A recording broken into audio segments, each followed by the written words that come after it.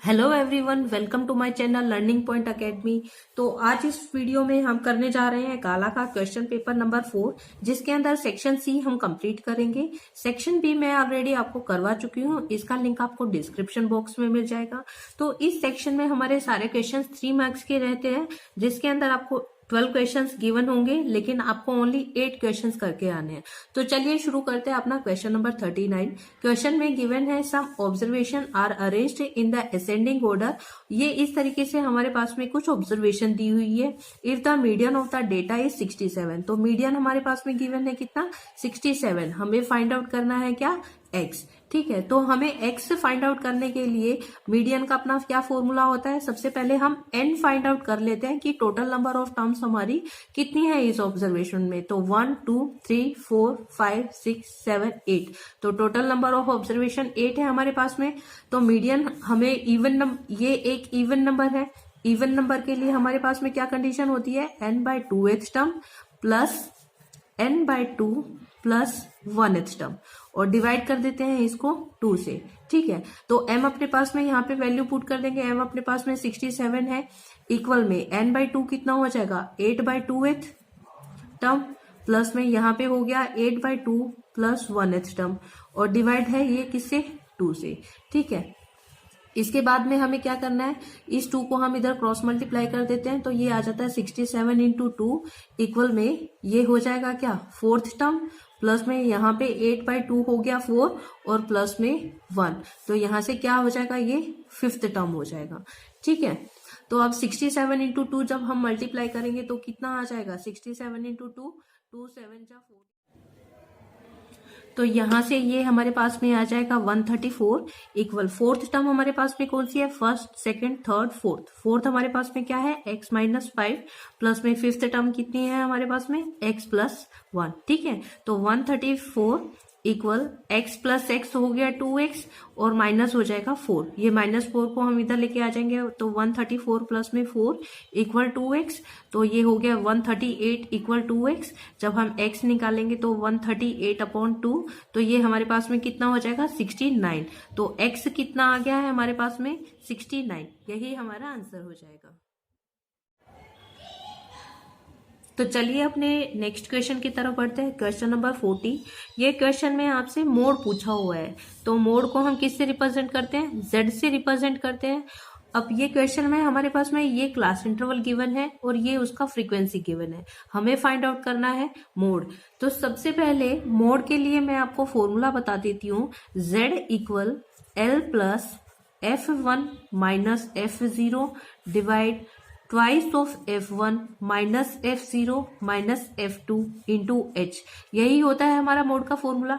तो हमें ये सब वैल्यूज निकालनी है। हम किस तरीके से निकालेंगे, तो हमें सबसे पहले ना ये चेक करना होता है कि मोड होता क्या है। मोड होता है जिसकी फ्रीक्वेंसी हाईएस्ट हो। तो यहाँ पे क्या हो जाता है, हाईएस्ट फ्रीक्वेंसी जो होता है वो हमारी f1 की वैल्यू होती है। तो यहाँ पे हाईएस्ट फ्रीक्वेंसी हम चेक करेंगे, ये हमारी हाईएस्ट फ्रीक्वेंसी है, राइट। तो ये क्या हो जाएगा, f1। इससे ऊपर वाली जो वैल्यू होती है वो हमारी f0 की वैल्यू होती है, और इससे नीचे वाली जो वैल्यू होती है वो हमारी f2 की वैल्यू होती है।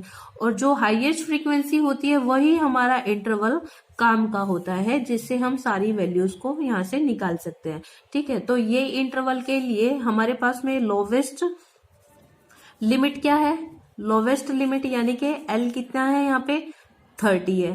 ठीक है, f1 हमने यहाँ से निकाल लिया कितना, 48, f0 आ गया हमारा 31, और f2 आ गया है हमारा 31।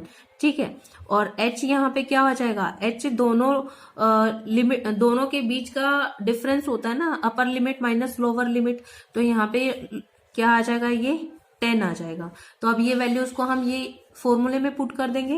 z हमें फाइंड आउट करना है, इक्वल l हमारे पास कितना है, 30, प्लस f1 है हमारे पास में 48, माइनस f0 है 31, डिवाइड में ट्वाइस ऑफ f1 यानी कि 2 इंटू 48, माइनस f0 है 31, माइनस f2 है 31, और इंटू में h कितना है, 10। अब इसको सिंप्लीफाई करने के लिए 30 प्लस 48 में से 31 चला जाएगा तो कितने बचेंगे हमारे पास में 17 डिवाइड 48 को 2 से मल्टीप्लाई किया तो कितना आ जाएगा 96 माइनस 31 क्या हो जाएगा ये हो जाएगा हमारे पास में 62 और इनटू में 10। ठीक है, तो 30 प्लस यहाँ पे 17 को 10 से मल्टीप्लाई कर सकती हो तो 170 आ जाएगा। अब 96 में से 62 चला गया तो यहाँ पे कितना बचेगा 34 बचेगा। तो यहाँ से अब हम इसको कैंसिल आउट कर सकते हैं। ये हो गया 30 प्लस यहाँ से ये कैंसिल आउट हो जाएगा तो 17 1 जा 17 0 और 17 2 जा 34। अभी इससे ये कैंसिल हो जाएगा तो 2 5 जा 10। तो 30 प्लस में 5 आ गया है हमारे पास में। तो 30 प्लस 5 कितना हो गया 35। तो 35 हमारे पास में क्या आ जाएगा मोड आ जाएगा। अब नेक्स्ट क्वेश्चन अपना देखेंगे, क्वेश्चन नंबर 41। क्वेश्चन में पूछा है फॉर व्हाट वैल्यू ऑफ के की वैल्यू फाइंड आउट करनी है। Does the following pair of the linear equation having infinitely many solution. तो सबसे पहले इनफाइनाइटली मैनी सॉल्यूशन के लिए हमारे पास में क्या कंडीशन होनी चाहिए। रेशियो हम यहाँ पे चेक करते हैं a1/a2 इक्वल b1/b2 इक्वल में c1/c2। यही हमारी रेशियो होनी चाहिए इनफाइनाइटली मैनी सॉल्यूशन के लिए। तो यहाँ पे हमें के नहीं पता है, के फाइंड आउट करना है। तो सबसे पहले इन सब रेशो को हम जनरल इक्वेशन से कंपेयर कर लेते हैं। तो जनरल इक्वेशन हमारे यहाँ पे क्या ले लेंगे a1x plus b1y equal c1 और दूसरी इक्वेशन हो जाएगी a2x प्लस b2y इक्वल में c2। राइट, तो यहाँ से a1 जब हमने कंपेयर किया तो a1 अपने पास क्या आया k, a2 यहाँ से क्या आ जाएगा 12, फिर यहाँ से b1 अपने पास में कितना आया 3 आ जाएगा और b2 हमारे पास में यहाँ से k आ जाएगा। इसी तरीके से c1 आ जाएगा हमारे पास में यहाँ पे क्या माइनस का k -3 और c2 हमारे पास में आ जाएगा यहाँ से -k। तो अब इनकी रेशियो हम निकाल लेंगे। रेशियो इस तरीके से a1/a2। तो ये देखिए k/12 equal 3/k equal minus of k -1 k -3 है k -3 और डिवाइड में -k। तो ये माइनस से माइनस कैंसिल हो गया। तो यहाँ पे हम पहले इन दोनों टर्म्स को लेकर चल लेते हैं। तो इन दोनों टर्म्स को जब लेकर चले तो इनको इक्वल रखेंगे k/12 equal 3/k। Cross multiply कर देंगे दोनों को तो ये क्या हो जाएगा k² इक्वल 36 हो जाएगा। अब k² है इधर 36 है तो k निकालने के लिए इसका स्क्वायर रूट ले लेंगे। तो स्क्वायर रूट क्या आ जाएगा यहाँ से 6 आ जाएगा। ठीक है, तो k की वैल्यू हमारे पास में यहाँ पे क्या आ गई है 6 आ गई है। अब अपना नेक्स्ट क्वेश्चन करते हैं, क्वेश्चन नंबर 42। इसमें पूछा है if the pair of the linear equation, ये एक इक्वेशन दे रखी है और ये एक इक्वेशन दे रखी है। इसमें पूछा है हैज अ यूनिक सॉल्यूशन। तो अगेन हमें यूनिक सॉल्यूशन के लिए कंडीशन पता होनी चाहिए। इसमें क्या कंडीशन होती है a1/a2 does not equal to b1/b2, यही कंडीशन होती है। तो ये कंडीशन होती है।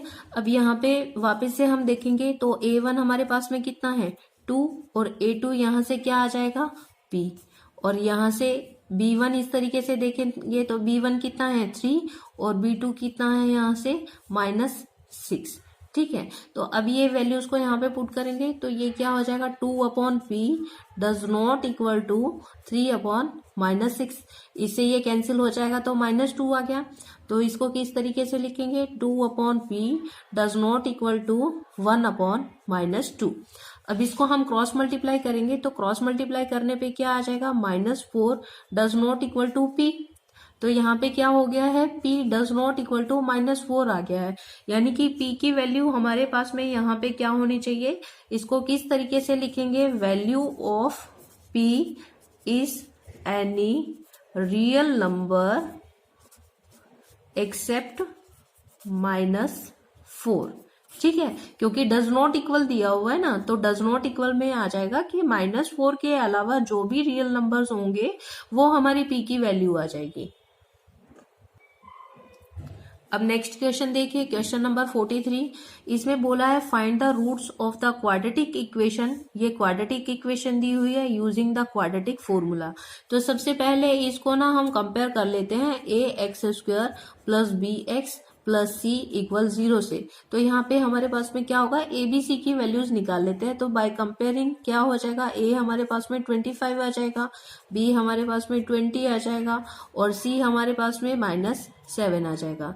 राइट। तो सबसे पहले हमें यहाँ पे क्या करना है, हमें फॉर्मूला अप्लाई करना होता है। फॉर्मूला एक्स अब में अप्लाई करने के लिए क्या होता है, minus b plus minus under root b square -4ac divide 2a। तो ये जो हमने वैल्यूज निकाली है ये हम ये फॉर्मूले में पुट कर देंगे। जब ये फॉर्मूले में पुट करेंगे तो यहाँ पे माइनस बी कितना है 20 प्लस माइनस अंडर रूट यहाँ पे क्या हो जाएगा 20 का स्क्वायर -4 इंटू ए है हमारे पास 25 और इंटू में सी है हमारे पास में 7 और डिवाइड में 2 ए कितना है 25। राइट। तो यहाँ पे क्या हो गया -20 प्लस माइनस अंडर रूट 20 का हम स्क्वायर करेंगे तो 400 माइनस, अब देखो ये माइनस है यहाँ पे तो माइनस माइनस क्या हो जाएगा प्लस हो जाएगा। 25 को 4 से मल्टीप्लाई करेंगे तो 100, 100 को 7 से मल्टीप्लाई करेंगे तो 700। ठीक है। और डिवाइड में यहाँ पे 25 टू जा आ जाएगा 50। राइट। अब यहाँ पे इसको सिंप्लीफाई कर लिया तो -20 प्लस माइनस अंडर रूट ये क्या हो जाएगा यहाँ पे 1100 डिवाइड में 50। ठीक है। अब यहाँ पे -20 प्लस माइनस यहाँ पे 1100 को मैं किस तरीके से लिख सकती हूँ, इसको 11 इंटू 100 इस तरीके से लिख सकते हैं ना, डिवाइड बाय 50। अब देखो आगे क्या करना है हमें, -20 प्लस माइनस अंडर रूट 11 तो एज इट इज रहेगा और 100 का स्क्वायर रूट आ जाएगा कितना 10 और डिवाइड में यहाँ पे 50। अब हमें क्या करना है, यहाँ पे इसको सॉल्व करने के लिए हमारे पास में दो वैल्यूज आनी चाहिए। तो इसको इस तरीके से लिखेंगे -20 प्लस 10 रूट 11 डिवाइड बाय 50 और यहाँ पे दूसरा लिखेंगे -20 माइनस 10 रूट 11 डिवाइड बाय 50। क्योंकि यहाँ पे प्लस माइनस लगाया है ना हमने, तो एक बार प्लस का लिखेंगे और एक बार माइनस का लिखेंगे। अब इसको सिंप्लीफाई करने के लिए हमें क्या करना है, यहाँ पे ऊपर की टर्म में से 10 कॉमन आ रहा है ना, तो यहाँ से हम -10 कॉमन ले लेते हैं या फिर 10 ही कॉमन ले लो। तो अंदर क्या बचेगा -2 प्लस अंडर रूट 11 और डिवाइड में है 50। अब 10 से ये कैंसिल आउट तो ये क्या बचेगा -2 प्लस रूट 11 बाय 5 ये आ जाएगा यहाँ पे। और एज इट इज हमारे पास में यहाँ से भी हम 10 कॉमन ले लेंगे तो 10 हमने -10 कॉमन भी ले सकते हैं तो -10 कॉमन ले लेंगे तो ये आ जाएगा 2 प्लस रूट 11 डिवाइड बाय 50। अब 0 से 0 कैंसिल आउट तो हमारे पास आंसर आ जाएगा -2 प्लस रूट 11 डिवाइड बाय 5। तो ये हमारे पास में दो रूट्स आ गए हैं x के। अब अपना नेक्स्ट क्वेश्चन देखेंगे, क्वेश्चन 44। इसमें सम फाइंड आउट करना है 12 टर्म्स का और एपी हमारे पास में कुछ इस तरीके से दी हुई है। 12 टर्म्स यानी कि एन हमें बता दिया है कि एन 12 है। ए यहाँ से इस एपी में से पता चल रहा है -37 है और डी हम निकाल लेते हैं second term minus first term. तो क्या हो जाएगा -33 माइनस में माइनस का 37 तो यहाँ पे -33 ये माइनस माइनस प्लस हो जाएगा 37 प्लस का आ गया तो डिफरेंस हमारे पास में क्या आ जाएगा 4 आ जाएगा डिफरेंस। राइट।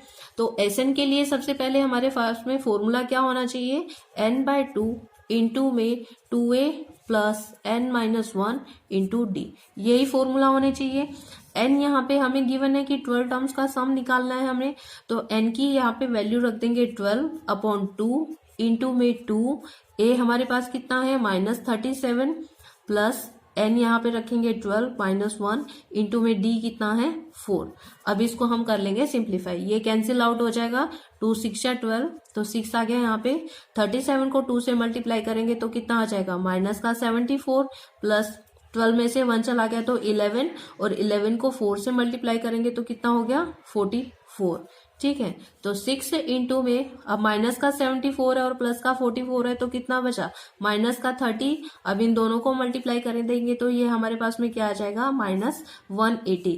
यानी कि 12 टर्म्स का जो सम है ना, यानी कि S12 जो आया है वो हमारे पास में -180 आ जाएगा। राइट। अब अपना नेक्स्ट क्वेश्चन देखेंगे, क्वेश्चन 45। इसका सॉल्यूशन करने के लिए हमारे पास में क्या दे रखा है question, 3 vertices of a parallelogram A B C D. इस तरीके से उसके वर्टिसेस दे रखे हैं A B C, and find the coordinates of the fourth vertex. Fourth vertex के वर्टेक्स फाइंड आउट करने हैं। तो इस तरीके से हमारे पास में एक पैरेललोग्राम गिवन है, ठीक है। ये एक पैरेललोग्राम है और इसके वर्टिसेस लिख देते हैं। ए क्या क्या वर्टेक्स है, 1 2, बी के हैं यहाँ पे 2 4, और सी है यहाँ पे कितना 5 9, और डी हमें यहाँ पे निकालना है। तो डी के वर्टेक्स हम लेट कर लेंगे। तो सबसे पहले यहाँ पे इसको इस तरीके से लिख सकते हैं, ये x1 है, ये y1 है, क्योंकि हमें फॉर्मूला पुट करना पड़ेगा ना बाद में। यहाँ पे ये x2 ये y2 ले लेते हैं, और ये x3 y3 ले लेते हैं। तो इस तरीके से ये क्या हो जाएगा, x4 y4 आ जाएगा, ठीक है। तो हमें ये तीनों वर्टेक्स तो दे रखे हैं, लेकिन हमें ये वर्टेक्स नहीं दे रखा है। हमें फाइंड आउट करना है x4 और y4, ठीक है। तो पैरेललोग्राम में हम हमेशा ये अप्लाई करेंगे कि यहाँ पे इसके अगर हम डायगोनल लेते हैं तो इसके डायगोनल क्या करते हैं, एक दूसरे को बाइसेक्ट करते हैं। तो यहाँ पे लिखेंगे in a parallelogram diagonal bisect each other, ठीक है। अब ये बाइसेक्ट करेंगे तो यहाँ पे बाइसेक्ट इसको किस पॉइंट पे ले लेते हैं, P पॉइंट पे ले लेते हैं, और P पॉइंट हम ले लेते हैं XY, कि ये XY पे बाइसेक्ट करता है, ठीक है। तो यहाँ पे P क्या हो जाएगा, P is the mid point. P mid point हो गया ना डायगोनल का। तो अब इसको किस तरीके से लिखेंगे, mid point of AC and BD। AC का मिड पॉइंट यहाँ पे और BD का मिड पॉइंट यहाँ पे। तो इस क्वेश्चन में हम सबसे पहले ये दोनों वर्टेक्स हमारे पास में दे रखे हैं, तो इनके थ्रू हम क्या निकाल सकते हैं, ये मिड पॉइंट निकाल सकते हैं। अब मिड पॉइंट X निकालने के लिए क्या अप्लाई करेंगे, x1 plus x3 divide by 2, और यहाँ पे Y निकालने के लिए क्या अप्लाई करेंगे, y1 plus y3 divide by 2, ठीक है। तो x यहाँ पे x1 कितना है 1, प्लस x3 कितना है यहाँ पे 5 डिवाइड में 2, तो ये आ जाएगा 6/2, यानी कि x कितना आ गया हमारे पास में 3, ठीक है। x यहाँ से आ जाएगा हमारे पास में 3। अब इसी तरीके से y हमारे पास में y1 गिवन है 2, प्लस में y3 हमारे पास में है 9 डिवाइड बाई 2, तो y हमारे पास क्या आ जाएगा 11/2, ठीक है।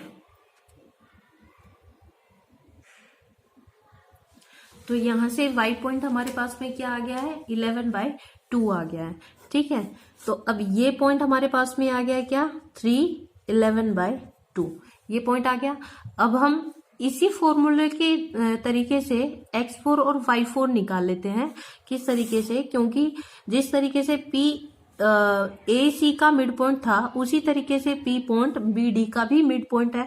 तो मिड पॉइंट की कंडीशन ही यहाँ पे अप्लाई हो जाएगी।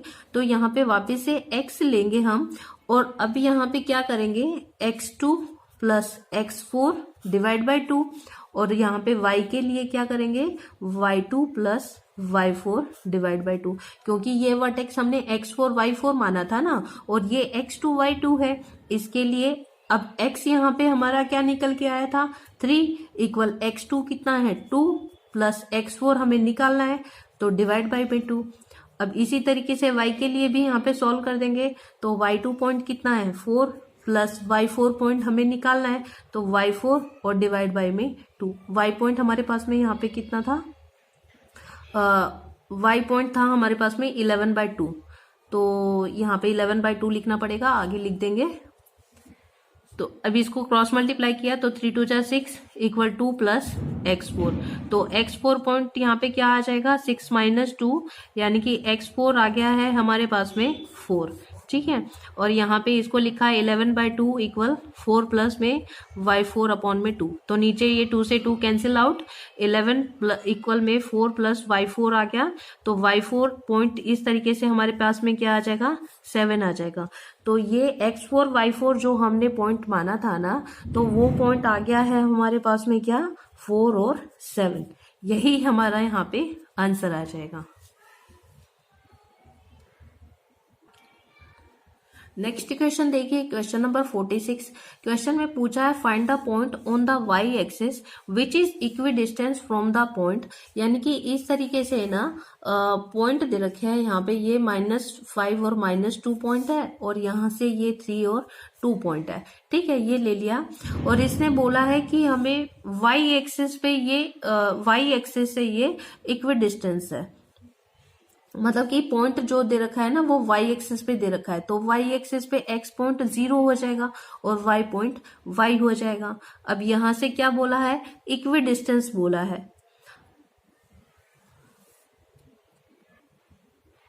तो यहां से इक्वी डिस्टेंस बोला है, यानी कि इस पॉइंट को हम ले लेते हैं ए और इसको ले लेते हैं बी और ये पॉइंट ले लेते हैं पी।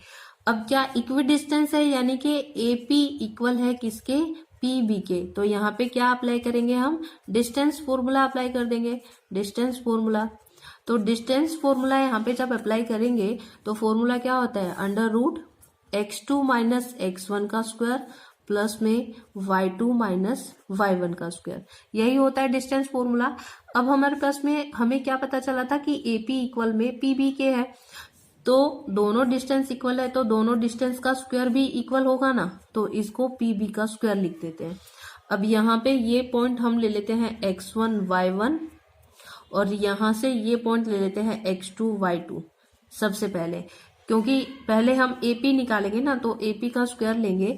तो यहाँ पे फॉर्मूला अप्लाई करेंगे तो 0 माइनस में -5 का स्क्वायर हो जाएगा, प्लस में y2 - y1 करेंगे तो y माइनस में -2 का होल स्क्वायर हो जाएगा, और इक्वल में इसी तरीके से यही फॉर्मूला अप्लाई करके यहाँ पे हम डिस्टेंस फॉर्मूला लगा देते हैं।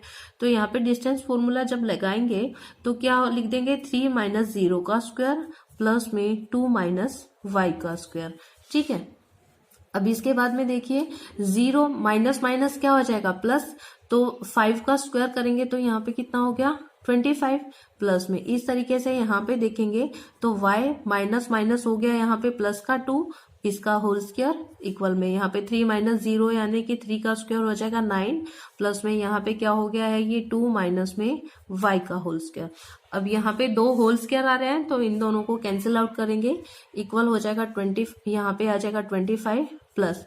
तो पहले कैंसिल करने के लिए इसको यहाँ पे इसका फॉर्मूला खोल देंगे, फॉर्मूला अप्लाई करेंगे तो a² plus b² plus 2ab यानी कि क्या हो जाएगा यहाँ से 4y, इक्वल में यहाँ पे भी फॉर्मूला अप्लाई करेंगे इस टर्म में, तो यहाँ पे a - b का होल स्क्वायर लगेगा, जो कि क्या होता है a² plus b² minus 2ab, यही फॉर्मूला होता है।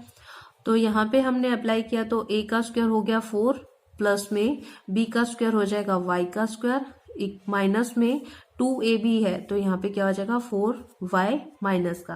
अब ये प्लस का y स्क्वायर है और ये प्लस का y स्क्वायर है, दोनों कैंसिल आउट हो जाएंगे। अब देखिए आगे, ये प्लस का 4 है और ये भी प्लस का 4 है, तो ये भी दोनों कैंसिल आउट हो जाएंगे। तो यहाँ पे क्या बचेगा, 25 प्लस 4y और इक्वल में यहाँ पे क्या बचेगा, 9 माइनस 4y। तो ये 4y को हम इधर प्लेस कर देते हैं तो 4y प्लस का 4y हो जाएगा, और इक्वल में 9, ये 25 को हम इधर प्लेस कर देंगे तो क्या आ जाएगा, माइनस का 25 आ जाएगा। तो 4y प्लस 4y हो गया 8y, इक्वल में ये हो जाएगा कितना, -16। तो y हमारे पास में आ जाएगा -16/8 यानी कि -2। तो y हमारे पास में पॉइंट आ गया है -2। तो यहाँ पे ये जो मिड पॉइंट रहेगा, यहाँ पे ये जो मिड पॉइंट रहेगा, ये पॉइंट क्या हो जाएगा, 0 - 2। तो 0 - 2 आ जाएगा हमारे पास में, 0 - 2 आ जाएगा हमारा आंसर। अब नेक्स्ट क्वेश्चन देखिए, क्वेश्चन नंबर 47।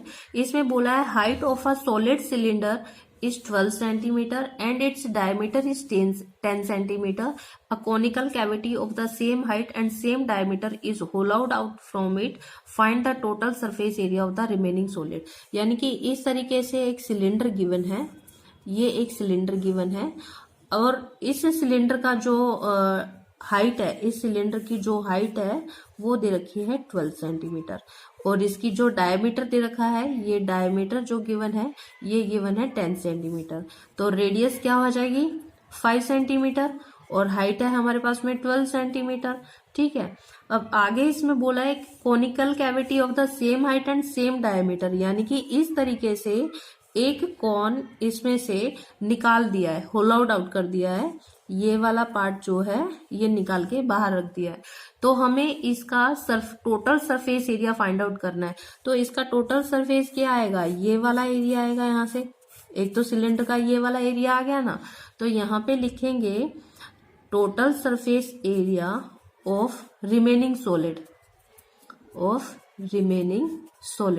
तो रिमेनिंग सॉलिड का टोटल सरफेस एरिया क्या आ जाएगा, पहले यहाँ पे क्या हुआ है, ये कर्ड सरफेस एरिया हुआ है ऑफ सिलेंडर, ठीक है। प्लस में यहां से फिर ये क्या आया है, बेस आया है ना, सिलेंडर का बेस है, तो यहाँ पे लिखेंगे area of bottom cylinder, bottom वाले पार्ट का। और दूसरा अभी यहाँ पे इस कोन के लिए, ये कोन का भी कर्ड सरफेस एरिया हुआ ना, तो प्लस में यहाँ पे लिखेंगे curved surface area of cone, ठीक है। तो अब इनके लिए सिलेंडर का कर्ड सरफेस एरिया क्या होता है, 2πRH होता है, प्लस में एरिया ऑफ बॉटम सिलेंडर, यानी कि यहाँ पे क्या है, एक सर्कल फॉर्म हो रहा है ना, तो सर्कल का क्या एरिया हो जाएगा, πr², प्लस में CS है, यहाँ पे कोन का जो कर्ड सरफेस एरिया होता है वो क्या होता है, πRL। अब हमारे पास में यहाँ पे देखो सारे वैल्यूज है, R भी है और H भी है, लेकिन L हमें नहीं पता है। तो ये कोन के लिए, ये कौन है यहाँ पे हमारा, ये इस एक राइट एंगल ट्रायंगल की तरह फॉर्म हो जाएगा ना, यानी कि इसको देखो यहाँ पे इस तरीके से ड्रॉ किया, इस तरीके से ये हाइट हो गई है और ये बेस हो गया है। तो हाइट हमारे पास में 12 सेंटीमीटर है और बेस 5 सेंटीमीटर है, तो ये हमें निकालना है। तो यहाँ पे हम क्या लगा देंगे, पाइथागोरस लगा देंगे सीधा एल अप्लाई करने के लिए। तो 12 का स्क्वायर प्लस में 5 का स्क्वायर, तो एल हो जाएगा यहाँ पे कितना, 144 प्लस 25, तो ये आ गया है हमारे पास में 169। तो इस तरीके से एल अपने पास क्या आ जाएगा, 13, एल हमारे पास में 13 आ गया। अब ये सारे वैल्यूज हमें पता है, सब वैल्यूज हम यहाँ पे पुट कर देंगे। तो देखिए सबसे पहले इसको सिंप्लीफाई करने के लिए ना, सिंप्लीफिकेशन को इजी करने के लिए हम यहाँ से कॉमन ले लेते हैं पाई और आर, ठीक है। तो यहाँ पे क्या बचेगा, 2h बचेगा, यहाँ से पाई आर कॉमन ले लिया तो r बचेगा, और यहाँ से पाई आर कॉमन ले लिया तो l बचेगा, इक्वल। अब पाई की वैल्यू रख देते हैं 22/7 इंटू आर हमारे पास में कितना है 5, इंटू में 2 इंटू h हमारे पास में कितना है 12, प्लस r अगेन हमारे पास में कितना है 5, और l कितना है 13, इक्वल में। अब यहाँ पे इसको सिंप्लीफाई किया तो 22/7 इंटू 5, यहाँ से 12 2 जा कितना हो गया 24, प्लस यहाँ पे इसको ऐड कर देंगे तो कितना आ जाएगा 18। अब इसको सिंप्लीफाई किया तो 22/7 इंटू 5 इंटू में 24 में 18 ऐड करेंगे तो कितना आ जाएगा, ये आ जाएगा यहाँ पे 42। अब ये कैंसिल आउट हो गया, 7 6 जा 42। अब इसको मल्टीप्लाई कर लेंगे तो 22 5 जा कितना होता है 110, और इंटू में 6, तो 660 मीटर स्क्वायर आ जाएगा एरिया। अब नेक्स्ट क्वेश्चन देखिए, प्रोबेबिलिटी का क्वेश्चन है। क्वेश्चन में बोला है a box contain 5 red marbles, यानी कि रेड मार्बल्स यहाँ पे है कितने, रेड मार्बल्स कितने हैं 5, फिर व्हाइट मार्बल्स दे रखे हैं कितने 8, एंड ग्रीन मार्बल्स दे रखे हैं यहाँ पे 4, ठीक है। तो इस तरीके से हमारे यहाँ पे टोटल मार्बल्स कितने आ जाएंगे, 12 और 5 कितना हो गया 17, तो 17 टोटल मार्बल्स हो गए। अब इसने बोला है 1 marble is taken out of the box at random, what is the probability that the marble taken out will be red, यानी कि रेड की प्रोबेबिलिटी बतानी है यहाँ पे। तो प्रोबेबिलिटी ऑफ रेड मार्बल यहाँ पे आ जाएगा, ठीक है। तो यहाँ पे लिखेंगे क्या, तो प्रोबेबिलिटी ऑफ रेड मार्बल हो जाएगा यहाँ पे क्या, number of red marbles divide by में टोटल नंबर ऑफ मार्बल, तो नंबर ऑफ रेड मार्बल हमारे पास में कितने हैं 5, और टोटल नंबर कितने हैं 17, तो 5/17 फर्स्ट पार्ट का आंसर आ जाएगा। सेकेंड पार्ट हमारे पास में क्या पूछा है, व्हाइट मार्बल के लिए पूछा है, तो इसी तरीके से यहाँ पे लिखेंगे प्रोबेबिलिटी ऑफ व्हाइट मार्बल ठीक है, तो ये क्या आ जाएगा, number of white marble divide में total number of marble, total number of marble. ठीक है, तो यहाँ पे नंबर ऑफ व्हाइट मार्बल कितना गिवन है, 8 गिवन है, तो ये 8 और टोटल नंबर है 17, तो सेकेंड पार्ट का आंसर आ जाएगा। अब हम थर्ड पार्ट करते हैं।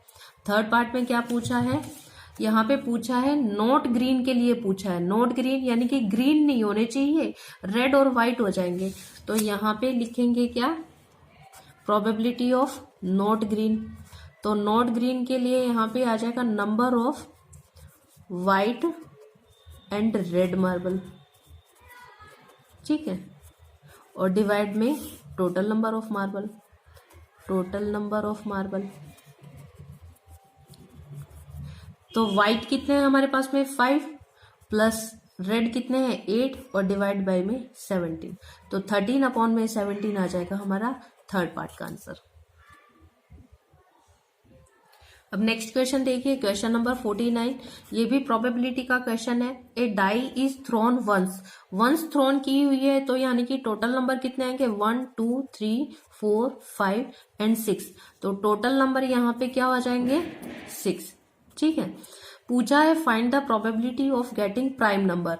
अब हमारे पास में यहाँ पे प्रोबेबिलिटी पूछा है फर्स्ट पार्ट में प्राइम नंबर की। तो प्राइम नंबर हमारे पास में क्या होते हैं, जो ओनली अपने आप से और 1 से डिवाइड होते हैं वही प्राइम नंबर होते हैं। तो यहाँ पे देखिए अपने आप से कौन सा 2 और 5 और 3, ये 3 नंबर ही हमारे होते हैं यहाँ पे, यानी कि 1 3 एंड 5 यही होते हैं ना।